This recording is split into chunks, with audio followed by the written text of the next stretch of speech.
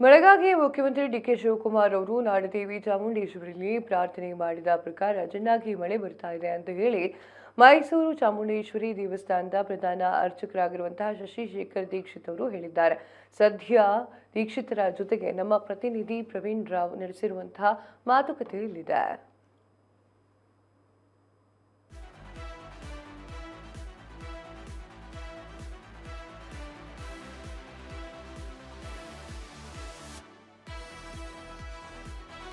ಚಾಮುಂಡೇಶ್ವರಿಯ ಪ್ರಧಾನ ಅರ್ಚಕರಾದಂತಹ ಶಶಿಶೇಖರ ದೀಕ್ಷಿತ್ ಅವರಿದ್ದಾರೆ. ಅವರು ಈ ವಿಚಾರಕ್ಕೆ ಸಂಬಂಧಪಟ್ಟ ಏನು ಹೇಳ್ತಾರೆ ತಿಳ್ಕೊಳ್ಳೋಣ. ಗುರುಗಳೇ ನಮಸ್ಕಾರ. ಇಡೀ ನಾಡಿನ ಸುಭಿಕ್ಷೆಗೋಸ್ಕರವಾಗಿ ನಿರಂತರವಾಗಿ ಪೂಜೆ ಮಾಡ್ತಾ ಇರ್ತೀರಿ. ನಿನ್ನೆ ತಾನೇ ಚಾಮುಂಡೇಶ್ವರಿಯ ವರ್ಧಂತಿ ಕೂಡ ನೆರವೇರಿಸಿ ಬಂದಿದ್ದೀರಿ.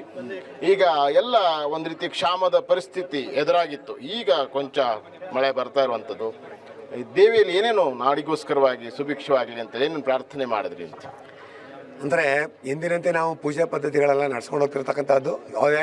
ಆಯಾ ಸಂಪ್ರದಾಯ ಆಯಾ ಊರಿಗೆ ಒಂದೊಂದು ಸಂಪ್ರದಾಯಗಳಿರುತ್ತೆ. ಅದೇ ರೀತಿ ಇಲ್ಲಿ ಪೂಜೆ ಮಾಡ್ಕೊಳ್ತಕ್ಕಂಥ ವಿಶೇಷವಾಗಿರ್ತಕ್ಕಂಥದ್ದು. ಪ್ರತಿಯೊಬ್ಬರು ಮಳೆ ಬೆಳೆ ಆಗಲಿ ಅಂತಕ್ಕಂಥ ಕೇಳ್ಕೊಳ್ಳೋ ಪದ್ಧತಿ ಇರ್ತಕ್ಕಂಥದ್ದು.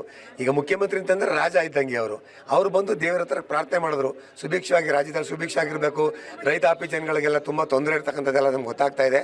ಚಾಮುಂಡೇಶ್ವರಿ ಬಂದು ಪ್ರಾರ್ಥನೆ ಮಾಡಿದ್ರು ಮಳೆ ಬರ್ಸ್ಬೇಕಂತೇಳಿ. ಅಲ್ಲಿ ನಾವು ಅವ್ರು ಸಂಕಲ್ಪ ಮಾಡಿಸಿ ಅವ್ರಿಗೆ ಪೂಜೆ ಮಾಡಿಸಿ ಕಳಿಸಿದ್ವಿ. ಸುಭಿಕ್ಷವಾಗಿ ರಾಜ್ಯದಲ್ಲಿ ಮಳೆ ಬೆಳೆ ಆಗ್ತಾ ಇರ್ತಕ್ಕಂಥದ್ದು. ಅವರ ಆಸೆ ಏನು, ನಾನು ಬಂದ ಮೇಲೆ ಯಾವ ತೊಂದರೆನೂ ಆಗಬಾರ್ದು ಅನ್ನೋದು ಅವ್ರ ಮನಸ್ಸಲ್ಲಿತ್ತು. ಅವ್ರ ಕಾಲಿಟ್ಗಳಿಗೆ ಚಾಮುಂಡೇಶ್ವರಿ ಪ್ರಾರ್ಥನೆ ಮಾಡಿದ್ಮೇಲೆ ಎಲ್ಲ ಕಡೆನೂ ಮಳೆ ಬೆಳೆ ಆಗಿರ್ತಕ್ಕಂಥ ನಮಗೆಲ್ಲ ಗೊತ್ತಿರ್ತಕ್ಕಂಥದ್ದು. ಅದೇ ರೀತಿ ಕಬಿನಿ ಜಲಾಶಯ ಹೊಂದಿರೋದು, ಕಾವೇರಿ ಕೂಡ ತುಂಬಿರ್ತಕ್ಕಂಥದ್ದು ನಮಗೆಲ್ಲ ಗೊತ್ತಿರ್ತಕ್ಕಂಥ ವಿಚಾರ.